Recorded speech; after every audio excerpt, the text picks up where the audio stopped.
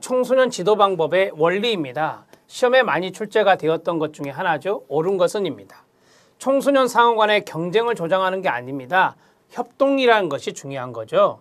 그 다음에 청소년의 다양한 차이 요구를 배제하는 거 아닙니다. 청소년의 다양한 차이를 존중해 줘야 되죠. 다양성이요. 그 다음에 청소년과 청소년 지도자는 수직적 관계로 형성하는 게 아니에요. 수평적 관계 형성이 중요한 거죠. 청소년의 자기 주도적 행위와 체험활동 중심이 돼야 되나요? 네, 맞습니다. 청소년 활동 목적 내용 등을 보호자가 선택하는 거예요? 아니요. 청소년 자신이 스스로 선택하고 결정하는 겁니다. 자기 주도성에 올리죠? 답은 4번이 답이에요. 21번 문제 어렵지 않고요. 해설에 장황한 내용을 넣어드렸습니다. 잘 풀어주시기 바랍니다. 자, 22번 문제 들어가도록 하겠습니다. 4번이 답입니다. 자, 22번 문제 들어갑니다. 청소년 지도 방법에 관한 설명으로 옳지 않은 것은입니다. 자, 첫 번째, 청소년 활동 프로그램을 촉진하기 위한 전개 방법을 말하는 것입니다. 그게 바로 청소년 지도 방법이 되겠고요. 자, 짧은 시간에 많은 양의 지식을 전달하기 위한 일체의 활동이다. 여러분, 짧은 시간에 많은 양의 지식을 전달하는 것은 강의입니다. 학교에서 이루어지는 강의예요. 그래서 청소년 지도 방법에 맞지 않고요.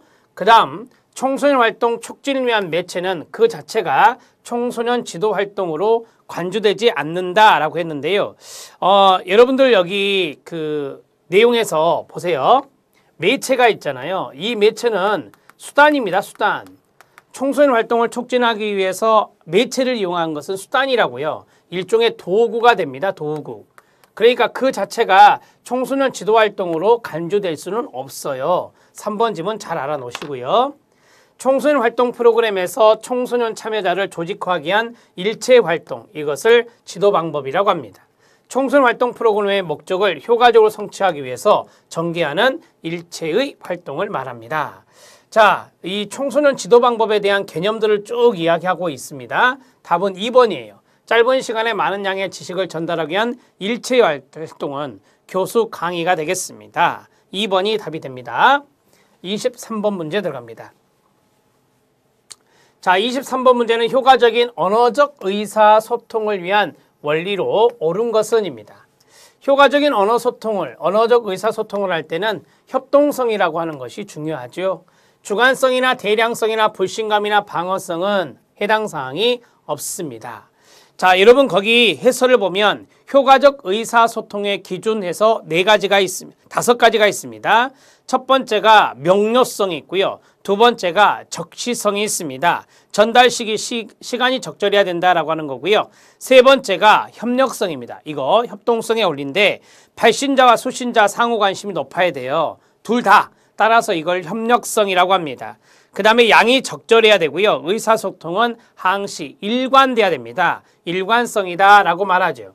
효과적인 의사소통의 원리, 첫 번째 명료성, 두 번째 적시성, 세 번째가 협동성, 네 번째가 양의 적절성, 그 다음에 마지막은 바로 거기 마지막에 일관성이란 것이 있었죠. 항시 의사소통은 일관되게 이루어져야 된다. 이 5가지가 효과적인 언어소통의 원리가 되겠습니다. 답은 1번입니다. 자, 24번 문제 들어갑니다. 24번 문제는 우리가 이제 잠재적인 발달 수준과 함께 현재 발달 수준 간의 차이를 의미하는 이게 중요한 건데요. 근접 발달 영역 GPD라고 합니다. 이것을 주장한 학자는 무엇이냐라고 했습니다. 잠재적 발달 수준과 현재 발달 수준의 차이, 이것을 우리가 근접 발달 영역 이런 것들을 강조한 학자가 있어요. 인지발달 이론의 학자인데요. 이분은 사회문화적인 측면을 강조해서 이 아동의 인지를 발달시키기 위해서는 잠재적인 발달 수준의 영역을 끌어올리기 위해서는 바로 교사나 부모들의 도움이 필요하다. 그래서 스캐폴딩이라는 단어도 이야기했던 거죠. 일종의 발판의 역할을 해주는 사람들이 타인의 도움이 필요하다라고 강조한 학자입니다. 비고츠키입니다. 비고츠키가 대표적인 학자가 되겠습니다. 자, GPD는 GPD는 비고츠키 이런 식으로 정리하셔도 됩니다. 자, 나머지는 참고하시고요. 24번의 답은 5번이 답이 됩니다. 좀 여러분들한테 뭐랄까요? 생뚱맞는 문제 같은 내용이 나왔지만 이것은 인지와 연관성 있는 거예요. 그리고 청소년은 타인의 도움이 필요해요. 교사의 도움이나 청소년 지도자의 도움이나 부모의 도움이 필요해요. 그래서 여기 있는 비고츠키가 출제가 된 것 같습니다. 자, 이제 25번 문제 들어갑니다. 자, 25번은 다음이 설명하는 이론은입니다. 여기 보다 보면은 힌트가 있어요. 사회적이고 대화적인 활동이랍니다. 구성적이고 능동적인 과정이랍니다. 학습이요.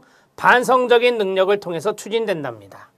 그 다음에 도구와 상징을 통해서 촉진된답니다. 삶의 방법을 알게 하는 과정이랍니다. 자, 이러한 것들이 무엇이냐? 전통적인 학습관하고 같습니까? 다릅니까? 다르죠. 전통적인 학습관은 이렇게 학습하지 않아요. 전통적인 학습관은 절대적이면서도 객관적인 진리의 탐구예요. 그래서 교재 중심으로 이루어지는 학습이거든요. 그런데 여기에 있는 것들은 사회적이죠, 대화적이죠, 구성적이죠, 능동적이죠, 반성적인 능력, 그 다음에 도구와 상징을 활용합니다. 삶의 방법을 알게 하는 하나의 과정입니다. 구성주의 학습이론입니다. 구성주의 학습이론이 답이 돼요. 이렇게 해서 정리하시면 됩니다. 나머지는 상관없는 것들이에요. 25번 문제는 이 지문들 쭉 읽을 때 당연히 구성주의, 전통주의 학습관과 반대가 되는 구성주의 학습관이다. 이렇게 정리할 수 있고요. 구성주의 학습관은 상대적이면서도 주관적인 학습관을 강조하고 있습니다. 답은 3번이 답이 됩니다. 26번 문제 들어갑니다.